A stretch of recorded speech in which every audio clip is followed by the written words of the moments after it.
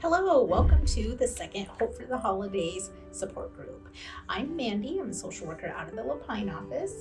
And I'm Felicia Comfort, I'm the social worker out of the Bend office. So our group goals are to provide educational information on the grieving process and to assist people in developing coping and adapting skills in dealing with loss as they're grieving. So just some guidelines as we go through this. The videos will be around 15 minutes long. There will be no fee charged to stream the videos, and qualified Heart and Home staff will be facilitating the group meeting. So today we're going to talk about expectations, yours and others. So life holds many expectations. Maybe some good ones, maybe some not so good ones. People expect us to act in a certain way, maintain a certain image, hold a certain job. These expectations can also be ones that we lay upon ourselves. So we'll talk about that today, expectations and giving yourself some grace. That's important, giving yourself some grace. I like that. So we're going to start today with a little story, and the title is, I'm Not Ready Yet. I'm not ready yet is the universal cry of all beings. I'm not ready yet for first grade, for crossing the street by myself, for sleepaway camp, for junior high, for getting married, for getting a job, for having children, and for burying someone I love. I'm not ready yet for grieving, for handling the holidays, stuffing a turkey, for finding a place for everything, for living where no one knows my story. I'm not ready yet for Thanksgiving, for Hanukkah, for Christmas, for New Year's, for Three Kings Day, or even blizzards. I'm not ready for the annual flood of memories that always spilled out as we unpack the stockings from their tissue-wrapped nest. I'm not ready yet for the clutch of pain that still wraps my heart in grief as we place the ornaments on the tree. I'm not ready yet to be normal and take my place among so many normal people of the world. I look normal, and for the most part, I act normal, except for our story and for the tears in our family fabric.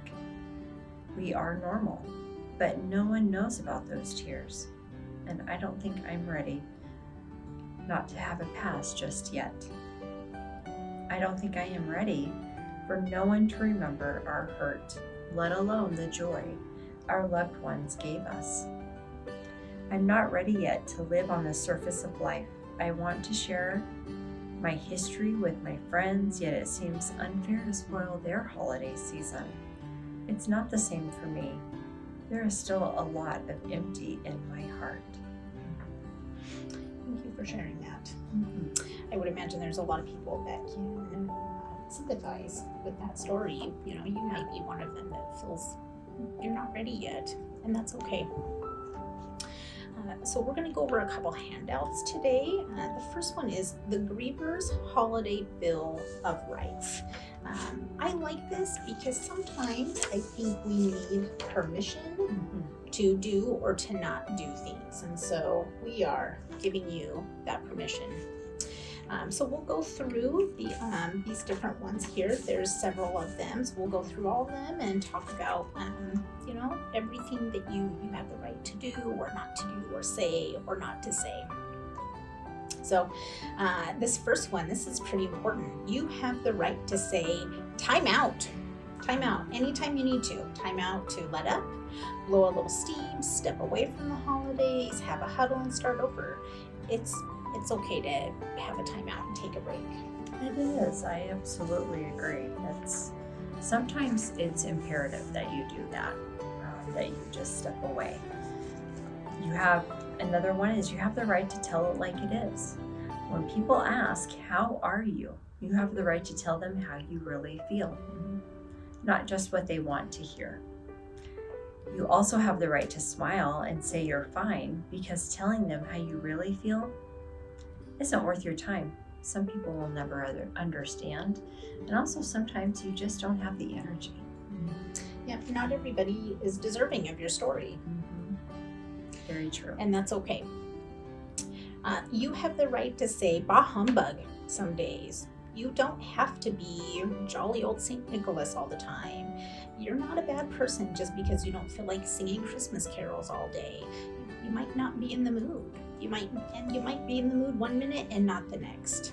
And that's okay. It's okay to have these ups and downs. Yeah, all throughout your day. Mm-hmm. You could start off having a great day, and by mid-morning, it's gone a whole different direction. Absolutely. That's normal.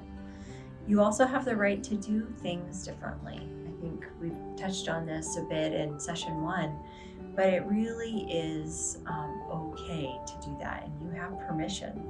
There's no law that says you must always do Christmas the same way or even the same day. You can do 10 cards instead of 100, but you don't have to do any cards at all if you don't want to. It's really up to you. You can open presents at somebody else's house. You can do it without a tree. You can even have pizza instead of turkey. The list of things you can change to make it easier for you, it really is endless. It's really about making it what you need to be for you. I love the pizza idea. I do It just too. makes things simpler. Or even if you make homemade pizza, whether you order it or make homemade pizza, it's fun to try those different things. Or try a new holiday tradition of having Chinese for Christmas Eve. I like that idea. You know, the options are definitely endless. Yep.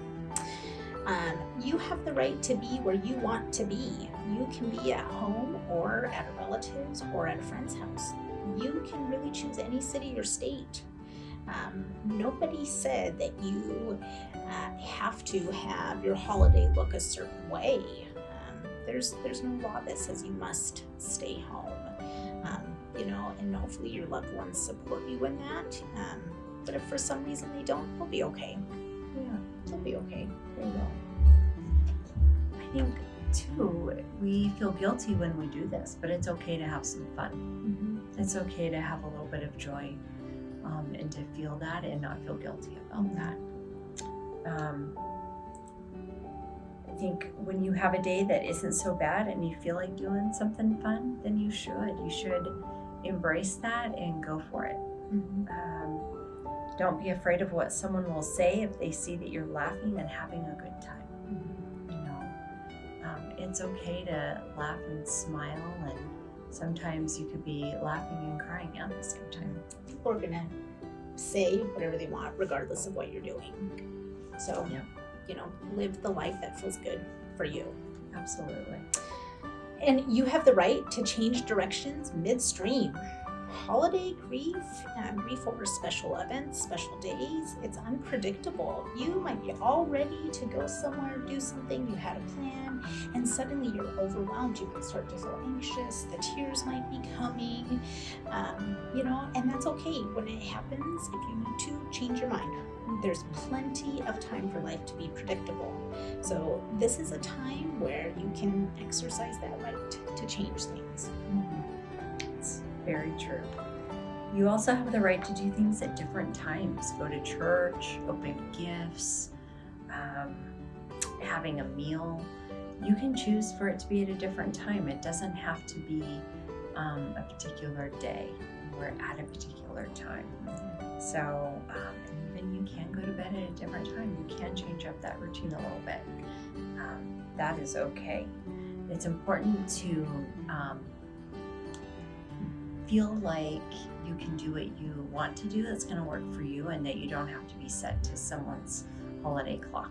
That's right. So, And you have the right to rest, peace, and solitude. You don't need to be busy all the time. I think our society, especially in recent years, our culture has become so fixated on being busy. Sometimes it's seen as a good thing. What'd you do this weekend? Oh, I don't know. I was just so busy. We did so much. I was so busy. And sometimes that's how things go, but you don't have to be busy to be okay. You can take a nap. You can take time to pray or to meditate.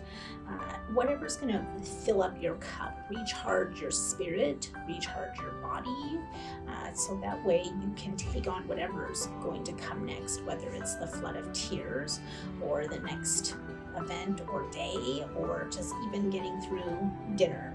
Do what you need to fill up yourself, your spirit, so you can get through whatever's going to come next. Yeah.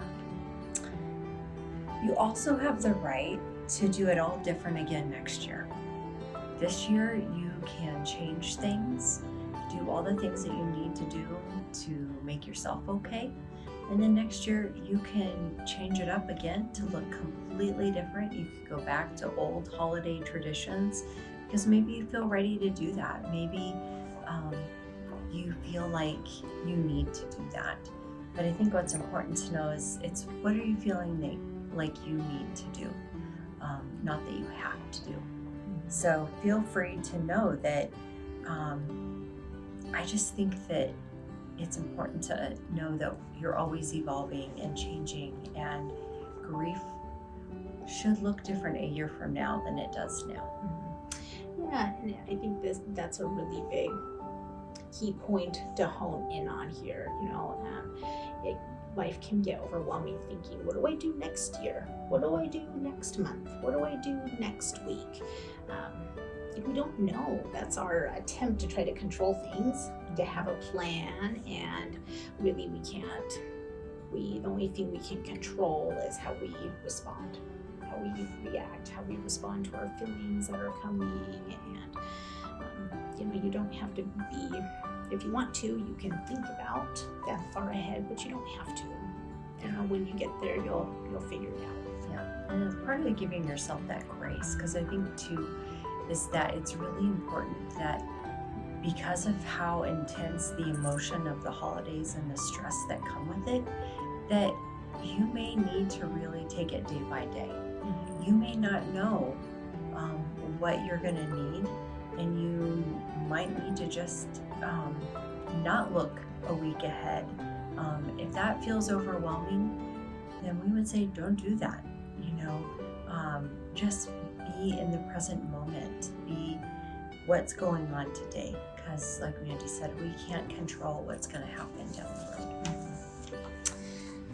So the other handout we're going to go over today is a holiday special day event planner. So this has some different questions for you on it to give you some direction, because it can be overwhelming. We make it sound pretty simple, but it can be overwhelming to plan out the holidays or another special day or event. And so we'll just go over some examples here of questions you can ask and what the job might be. So like this first one here, so the holiday job is the family meal. So questions that you might ask yourself is, why? Why do you do it? Is this tradition? Is this obligation? Habit? Do you enjoy it? Do you not enjoy it? Why do you do the family meal? Where does it happen? Does it matter where you have it at? Can you change that? And what about when? Does it matter when it's done? I think we talked about this earlier too. Your special holiday or event like Christmas, for example, might take place on the 23rd or the 26th, and that's okay. It might be that family can't fly in or drive in until that time. I think many of us have had experiences in the past where our best laid plans didn't happen anyways. And we survived it, just like you can survive this. I know even when I was little, I don't remember this. I've heard it from my mom that she oftentimes would work on holidays for various reasons. And I don't have any memory of not celebrating Christmas on Christmas, but most years we didn't celebrate Christmas on Christmas. And I have no memory of it. That's a great example. That is good. And who does it? Does it matter who does the family meal? And do you want it? Do you want to change it? Or do you want to keep it the same? Yeah. So this list is great because it goes on down and it talks, the next one is religious services, traveling, gift giving, with all those same questions that you can answer about each different holiday job list. Gift shopping, giving to charities, cards, decorating, inside and outside, cleaning, baking, cooking, entertaining, family gatherings, business party, visiting others, taking children to holiday programs, and holiday cleanup. If it were me in the holiday cleanup, I'd want to say no to all that. Personally. But it's really, like we've talked about in session 1 even, and just being able to think about it and have some preparation can really help, I think, with that stress and the level of what that stress does to us and how we take care of ourselves. And by answering, and it's not even that you have to, not all of these may even apply to you, or maybe all of those questions do you need to answer, but it sure can help to kind of organize your thoughts and really where you are with it today. And then you could even review that, and that could change for you 2 weeks from now. Well, and it might be neat to keep something like this and look back on it a year from now or 2 years from now. That can give you an idea of how your grief has changed. I think oftentimes, because the grief doesn't go away, it just changes. Somebody might feel, I don't feel any different than last year. Well, let's think about that. Let's think about your responses and your emotions, but it might be helpful to have something tangible and concrete to go to and say, well, gosh, this year I feel up to doing these things. Yeah. Or I changed this and I feel okay with it. So this could give you something tangible to look back upon. Yeah. And I think you could even take this list, and it doesn't have to be specific for holidays. You could modify it and say, what's the job list? Paying the bills. Is there somebody else that can help with that? Or maybe you pay them once a month instead of once a week. You could do yard work. You could do, weatherizing the home. There might be things that maybe a family member can help with, or maybe you need to hire somebody to do it. Grocery shopping, laundry, cleaning the house, all those things. And I think too, when we take it out of our head and we put it on paper, for some people, they will journal, and that can be a really positive way to deal with emotions and feelings we're having. Just this organization table can really help you to organize that and to help it feel less workable and less overwhelming. So.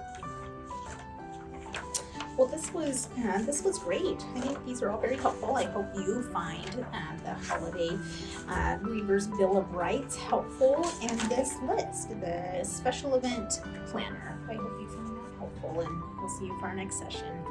Thank you for joining us. Be well.